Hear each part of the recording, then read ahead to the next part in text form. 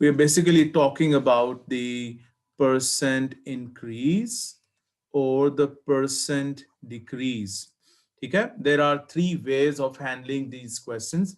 Now, suppose um, there is a person whose like salary is, let's say, um, $2,000. Okay, and he gets a raise of 10%. There is a 10% increase in the salary of that person. Okay, so one way of finding the new salary is that first of all you calculate the 10% of this 2000. Okay, this is going to give you the increase in the salary. Okay, this is purely the increase in the salary, that is 10% of this 2000, and you can write this 10% as a fraction, or you can write this as a decimal as well. Okay, so these are canceled with this. So you have $200. That is the increase. And the new salary is then going to be, that is going to be like it was already $2,000 and now there is an increase of $200. So the new salary is going to be $2,200. Okay? Now, you could find this amount directly by saying that, okay, this new salary can also be written as the new salary is basically 110% of this 2000. If you don't want to do this in two steps, you can find this directly. This will not give you the increase. This will give you the new salary altogether. Okay, because it was like whenever we talk about the person increase or the person decrease, we basically think that there is something standing at 100. And when it is going to increase, so this value will go up from 100. And if it is going to decrease, this will go down to this 100. Okay? So there was an increase in the salary and that was 10% increase. So the new salary, if suppose the salary was 100, okay, then the new salary after a 10% increase would obviously be 110. So that is what we're going to use here. The new salary is going to be 110% of this 2000. And that is going to be, we will be writing this as a fraction. This is times 2000 here. You see that after this cancellation, you're still going to get the same amount, that is $2,200. Okay, so if there is an increase of 10%, this is going to be the multiple of this 2000. Okay, I mean you can multiply 2000 with this 110%. Suppose due to certain reasons, the salary is going to be decreased by 10%. The salary is going to be decreased by 10%. So would the new salary be more than 2000 or less than 2000? So this has to be less than 2000. And this multiple over here, instead of 110%, so this will be obviously less than 100%. Okay? So this way, if there is a 10% decrease in the salary, after a 10% decrease, the new salary is going to be,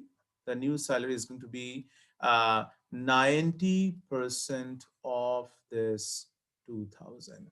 And you will see that your answer would be less than this 2000. That is 90 over 100 times 2000. So this is going to give you $1,800. Okay. Now you can see that whenever there is a sale, it's written that there is a 20% discount, there is a 10% discount, there is a 30, like, we are given the discounts like this. Okay. So when you're given a discount, so the price that you're going to pay to whatever that seller, that will be this much less than the mark price. Okay. Now suppose there is a jacket whose mark price is, let's say, it's $500. Okay. And there is a 30% discount on it. There is a 30% discount. So after the 30% discount, the selling price would be, now should that be this multiple over here when I find this of 500? So this, when I find a certain percentage over here, will that be more than 100% or less than 100%? Yes.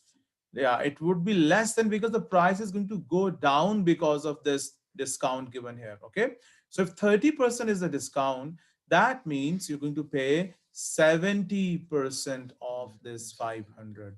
And suppose if you want to find that how much is the discount itself, so that will be, like, you just want to know that how much is the discount in dollars, so that will be 30% of this 500. Anyhow, you write this as 70 over 100 is 70% times is 500. So you get this as $350. And if you just want to find the discount, you can simply subtract these two amounts. Like that is going to be 500 minus 350. So you get that one, this much is the discount in dollars. Okay. But if you want to calculate this through the percentages, this is going to be 30 over 100 times 500, and you see it's still going to be $150. Sometimes these prices go up, like when you have to pay something extra, like the sales tax kind of a thing. Suppose you are buying a watch for, let's say you're buying this for $30. Okay, and this is the mark price. Okay, and when you're going to pay this, they are going to say that, look, you have to pay maybe 20% sales tax onto this purchase. So that means this price is now going to go up, because this is going to include some tax over here. Okay, so the new price would be, that would be 120% of this 30. So that would be 120 over 100 times this 30. You see, these are cancelled. So you have this as $36. So after paying this much tax, you have to pay $36 for the watch that was initially costing you $30 when there was no tax added to it. And suppose if you just want to calculate that how much is the tax, this tax, so that would simply be 20% of this 30.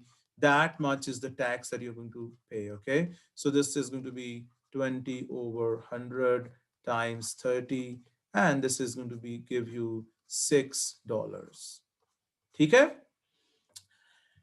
So in the next segment, I'll tell you how to find the if you're given the person increase or decrease, and you're given the increased, the decreased value, how to find the original value.